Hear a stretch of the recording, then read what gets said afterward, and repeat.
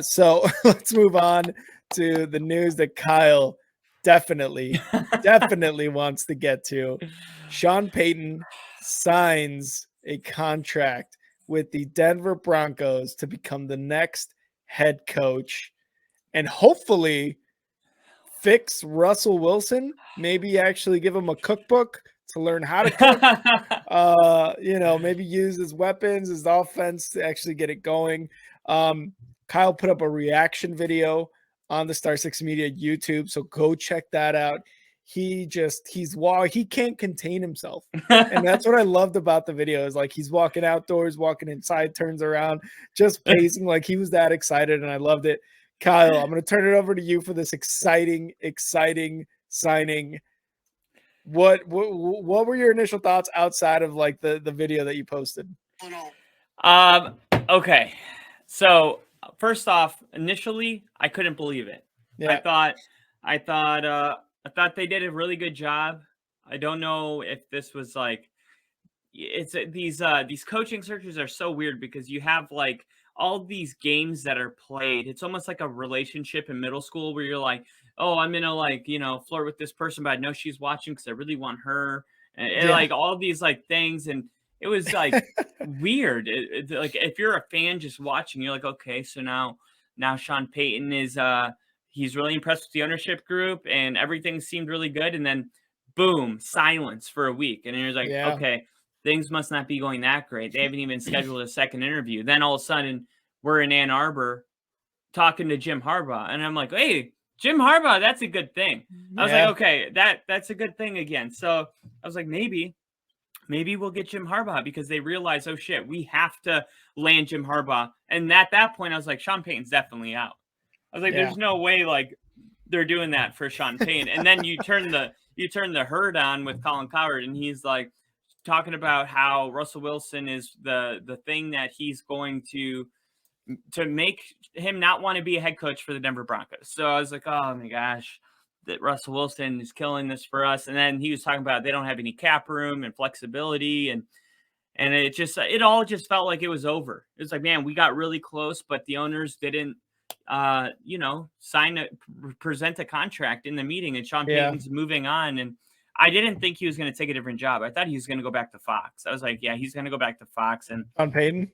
Yeah. I didn't think he was going to take the Arizona or the Houston or the what the hell is it? The other job for the Panthers. I just like, no, he's not. I don't see Sean Payton becoming a Panther, And then you just turn the TV on and it's like the Broncos are agreeing to terms with Sean Payton. I thought it was like a clickbait. And then I saw like the 5 other videos that all said the same thing. And then I looked at the bottom and it said NFL.com. And I was like, holy shit, like this is real. This is like, actually, no way. Dude, I literally, my hair probably on my head started standing up from like my goosebumps. I was like, it was like one of those moments you'll just never forget. And especially when you look at Sean Payton as a guy that when Drew Brees, same size, right? Undersized guy, wasn't really known for doing anything great. Sean Payton fixed Drew Brees and led him to being one of the greatest passing quarterbacks of our generation. And it was like, well, if he can do that we've seen Russell Wilson be good with Pete Carroll. I refuse to believe he's fallen off the biggest cliff we've ever seen in NFL history. I just think he wasn't being used right. Sean Payton already said earlier in the season, like week 4, how to fix Russell Wilson. He did it on national TV. And ever since then, I was like, dude, what if we got Sean Payton? I didn't know it could actually happen. I was like, it was just a pipe dream at that point. And I think the fan base is split. There are people that are like, this is awesome. And there's people making fun of us because like, I just saw this, let me see. It was somebody saying the Broncos had basically traded 3 first-round picks, 3 second-round picks, and 3 players for Russell Wilson and Sean Payton. And the world's laughing at it. And I'm like, yes. Yeah. That's what I don't really understand. I hate when people do that. Basically, this happened and you got this. It's like, no, like all these moves were made at the time for certain pieces and stuff. But also it's like you just got a Super Bowl winning coach, Super Bowl winning quarterback. yes, they had, Sean Payton hasn't coached in a while, and he hasn't been in the Super Bowl in a while. And Russ obviously had the year he just had, but I think put those two together, and that's just a formula for success in a way, right? Going forward. Yeah. And I don't like people that feel like once they have all the knowledge, like then it's like, oh, I would have done it differently. Like, shut the hell up. No, you wouldn't have. Like Russell Wilson was in the conversation for MVP for almost all of his years in Seattle. He is the fastest quarterback in history to win 100 games, and he did it in 10 seasons. He has the resume, and he was still peaking in his career, or if he didn't peak, he plateaued at the top.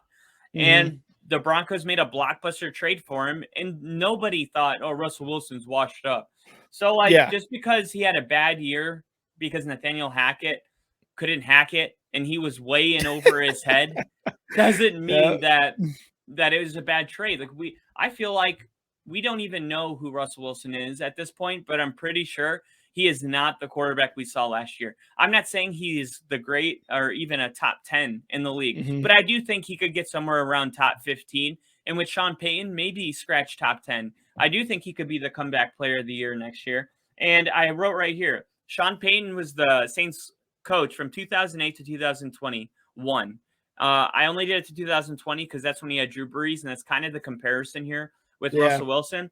But 2006 was his first season as a head coach anywhere. He averaged 25.8 points a game. And now I'll just go down in year chronologically. 23.7, 28.9, 31.9, 24, 34.2, 25.9, 25.1, 25.5, 29.3, 28, 31, 28.6. In his last year with Drew Brees, 30.1, which means Sean Payton averaged 26 points a game if you average all of those numbers by the years. If Denver had Payton in Sean Payton's worst year with Drew Brees, then because in their worst years, they averaged 23.7 points a game. You guys would have been in the playoffs. Not only that, if Denver had Payton in his worst year at 23.7, Denver would have been 14-3 and tied with Kansas City for the number 1 seed. And not only that, they would have beaten, because the Bengals and the Jaguars scored 20 points each. Yeah. There could be the Broncos in the Super Bowl at 23.7 points a game.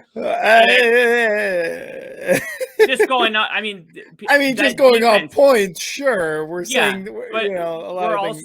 We're also assuming that Denver's defense was better than Kansas City's this year, which isn't really an argument. I feel like is hard to sell to anybody, because they were one of the best defenses in the league, and Kansas City was one of the worst. And they pulled together a couple good games at the end, and I might even get in the playoffs thing. All I'm going to say is, there's no doubt that overnight, the Denver Broncos are so much better off with Sean Payton and as the head coach. A first-round pick. People are mad that we gave a 30th overall first-round pick. 30th. It's like, dude, I would give this year's and next year's first for Sean Payton. And I care about picks. I'm not like a total F the picks guy, but it's Sean Payton. How many Sean Paytons come around? And look how long Sean Payton spends with the Saints. This isn't a 4-year contract with Sean Payton. This isn't a 6-year contract.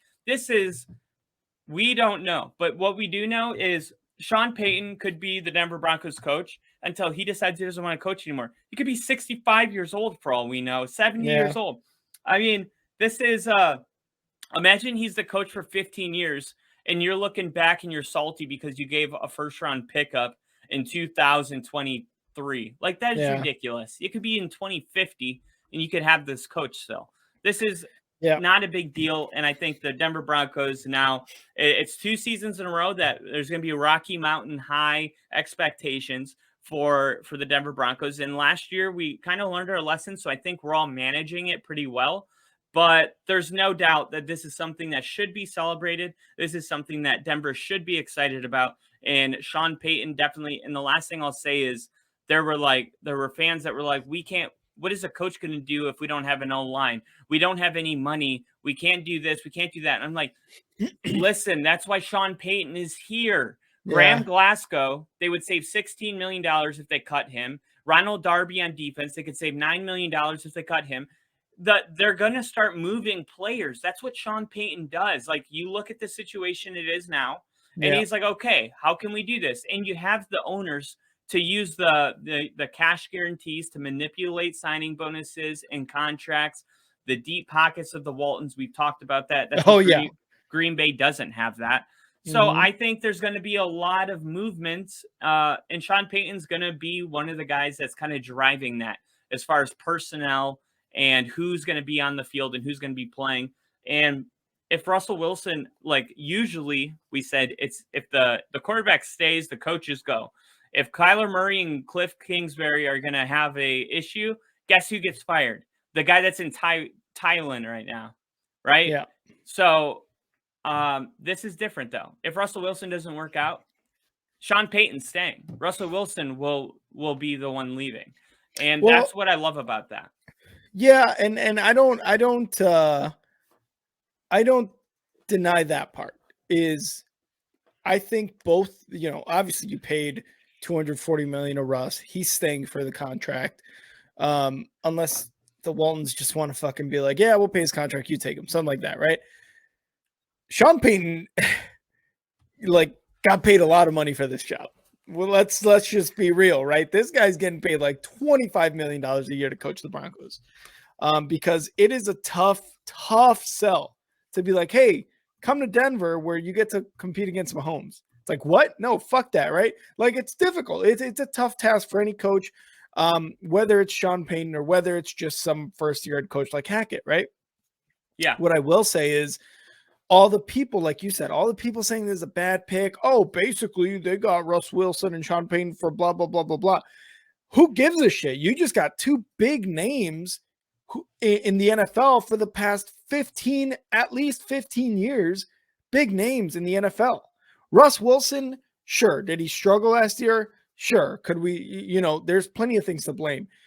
Hackett, the offense, injuries to what's his name? Javonte, who's your running back? Williams.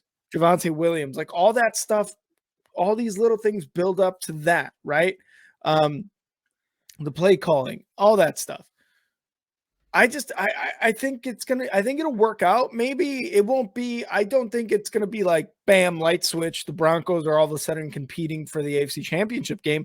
I don't know if it's going to go that much from red to green. You know what I mean? Like, you think the defense gets worse? Because the rumor is he's bringing Vic Fangio. That's what I heard too. He's bringing Vic Fangio. So and the defense isn't going to regress. We're not losing anyone. I don't know if they're going to regress to a point where they are the problem. I think they'll regress a little bit. I don't think they're going to. I don't think they'll regress to the point where they're letting up 30 points a game, are last in the NFL. I think they might regress one or two spots just because it's tough for defenses to maintain that consistency as far as like a top 5 defense, without, like, I don't know, maybe adding youth or the unexpected injuries that happen, right? You lost Chubb, so things like that, trades, whatever. So I think with Vic Fangio, it'll probably be a very good defense next year. I don't think they're going to regress in terms of like, oh shit, what happened to the defense? No, yeah, I think it'll regress in a little bit, maybe. I was just going to say, I think they get better because when you look at the defense this year, they had to be on the field 80% of the game.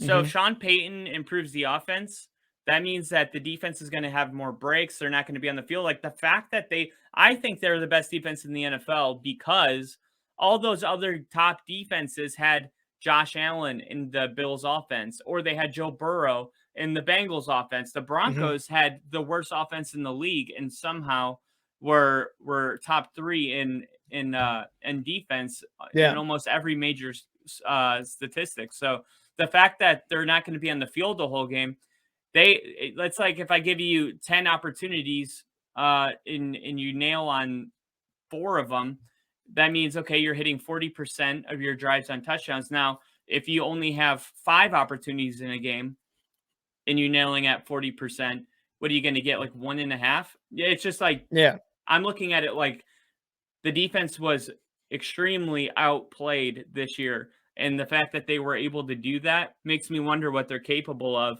if they're not on the field for the entire fucking game, you know? Yeah, that very well could be the thing, right? With Vic Fangio there, because he is just a genius for defense as a coordinator. It could very well that they improve. It could very well be that they are just as dominant as they were last year. But I don't know. I just think it's difficult for defenses to stay as dominant as they were the year prior. And it always seems to be a regression, with like the top defenses. But again, who knows? Again, I don't think they're gonna like regress to being a top 15 defense. I think they'll go from a top 5 to a top 6 or 7 defense, maybe. Like that's the regression I'm talking about. They're still a good unit, but hey, maybe they let up an extra half to 1 point per game next year. You know what I mean? Like it's nothing crazy. But I again, I don't think the team as a whole is just gonna fucking flip a bitch and just be like, hey, we're 14-3 this year now. It's like, whoa, that's crazy. Could it happen? Probably. I just don't think so. But again, just like Ginger says here, any team in need of a head coach would want Sean Payton. I would make that trade immediately. Yeah. If he's fucking available, why not? Right? Like if the Bears were in a situation where, and they were in this situation, which is just mind-boggling, where Tom Brady makes himself available, and 3-4 years ago, oh no, we believe in Mitch. Bullshit, dude. Get Tom Brady right now because that's gonna make your team better. Something like that. A Tom Brady, a Sean Payton, whatever coach, he becomes available. You pick him up. You see what's going on with these like big names going into free agency or being available, and then you want to scoop them up right away. Just like Nathaniel Hackett, just like Dable, just like Saleh, like all D'Amico Ryans, who we're going to talk about here in a bit. These big names who have made a huge impact on teams as coordinators will get picked up immediately.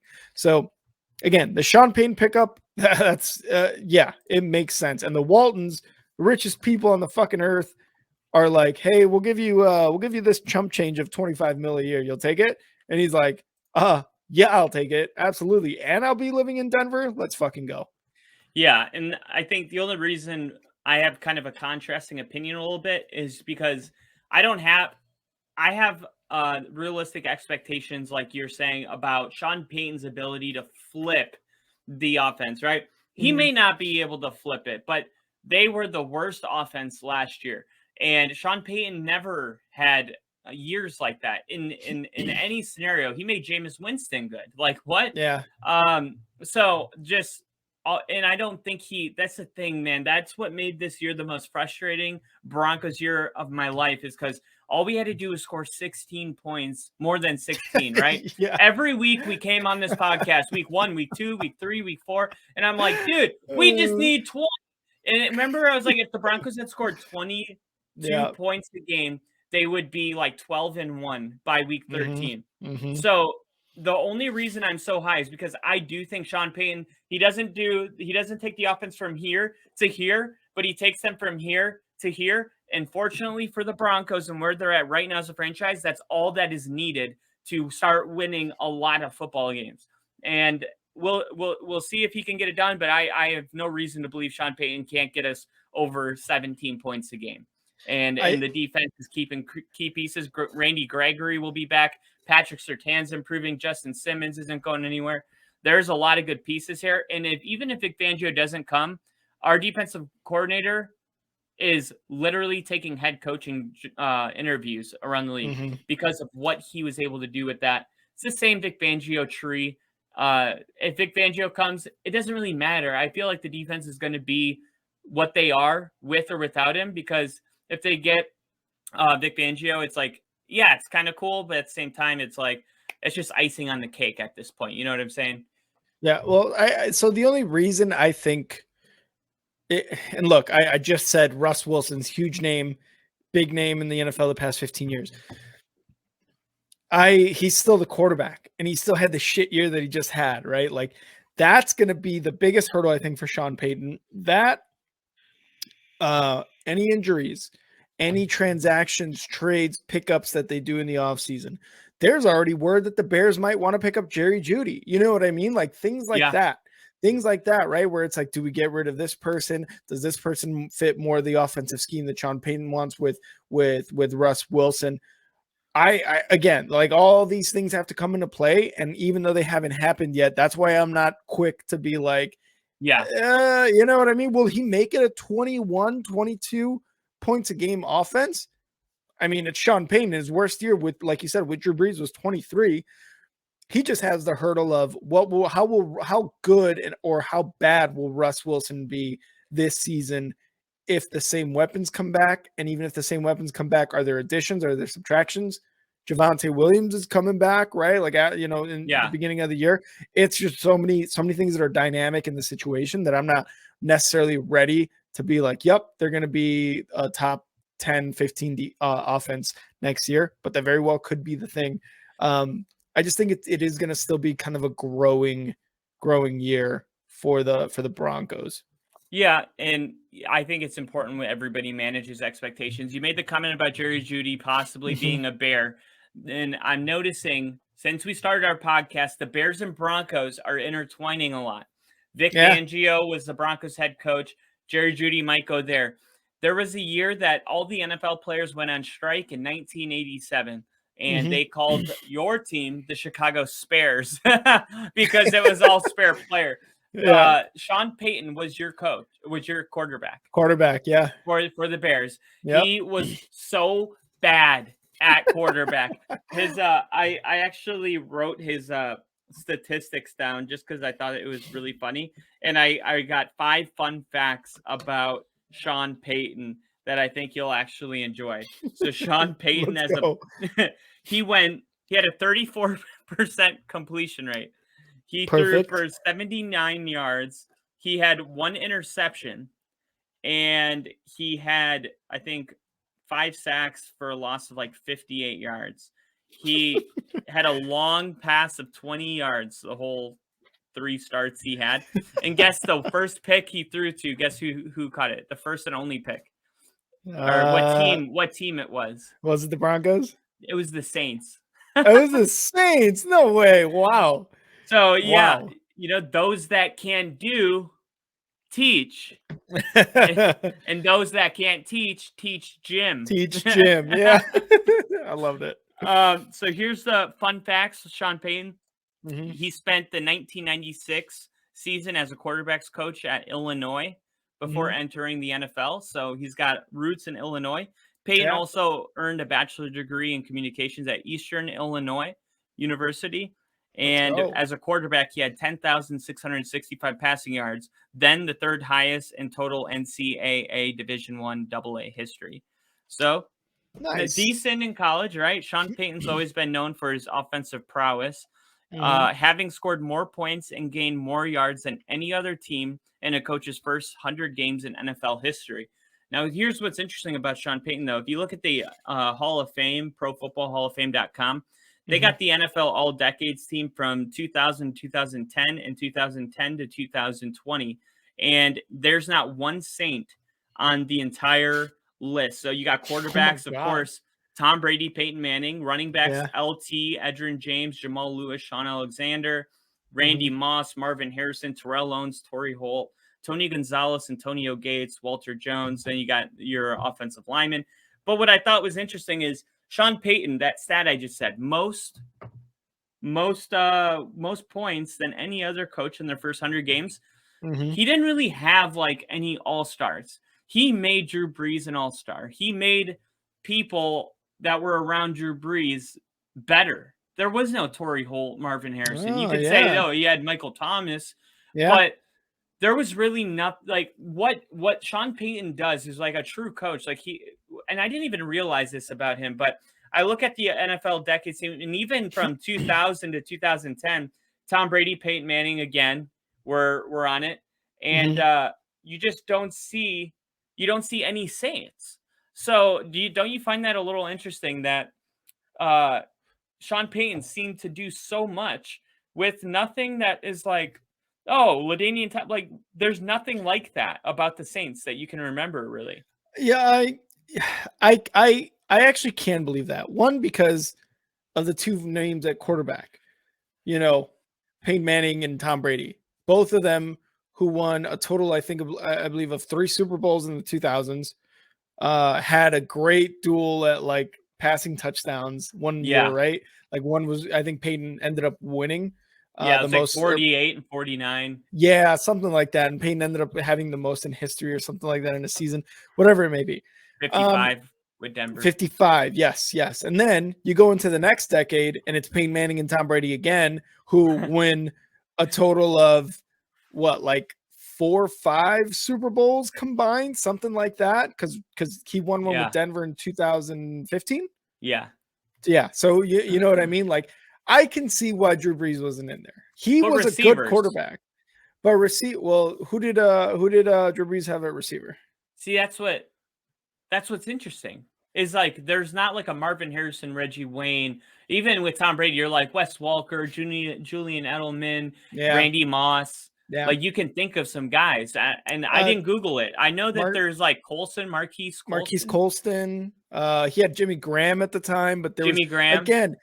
That's why the Saints only won 1 Super Bowl. Like, you know what I mean? Like, they had players. They had really, really good players, but they didn't have these like just elite tier players like, you know, a Gronkowski, Antonio Gates, Gonzalez at tight end, or receivers like Randy Moss, like Marvin Harrison, all these guys, right? Like, they didn't have those elite guys. And Drew Brees, Hall of Fame quarterback, was not on the elite tier as Peyton Manning, Tom Brady. You know, he was that second tier where it was like, you guys are I think he was very, very good.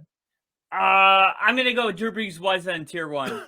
I don't think so. I think you have tier 1A and tier 1B, but I'm not gonna throw him into tier 2. I would put with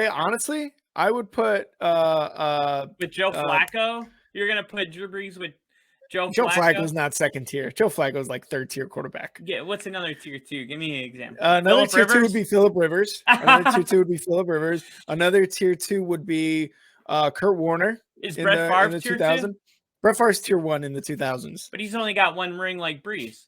Yeah, but he actually broke records and stuff. You know what I mean? Most interceptions. Brees broke like every passing record. Did he? While he was playing, yeah, he had like the most his stats are ridiculous. Like nobody. Yeah, his stats are ridiculous. He had You're like right. I think he had like 4 years in a row with over 5,000 passing yards, or like Jesus, something Christ. Insane like that. No, okay, like maybe he is tier 1. Brees was phenomenal. I'm telling you.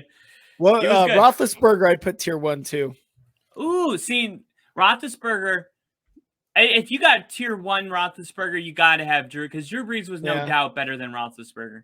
Okay, I don't think that's. Then I'll keep him tier 1. I guess it's just a lack of Super Bowls for Brees that really kind of like iffy, but also like you said, Brett Favre tier 1. I mean, he only won 1 too, but yeah, you're right. So, fun fact: all those quarterbacks retired. So the golden era of quarterbacks is officially over after today with Tom Brady retiring.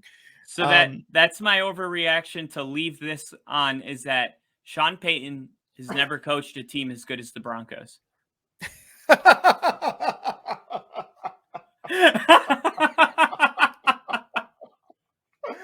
And mark that. Okay. Timestamp it.